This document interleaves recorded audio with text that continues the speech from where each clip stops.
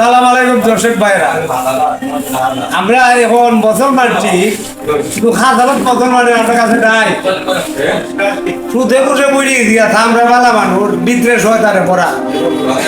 কতদিন আগে একটা ডেঙ্গু মশা 12 দিন মরে খামড়ায়, এদিকে মরে মানুষ এদিকে মানুষ মরে। কোটা না কত পাগল কুমতো একটা পাগল একদিন মরে খামড়ে। এখন আল্লাহ কত 12 দিনে সাপ বাড়িছে, সাপে মানুষে খামড়ায়। এখন দিন তো একটা পালা মানুষে খামড়াইতে আমি দেখলাম না।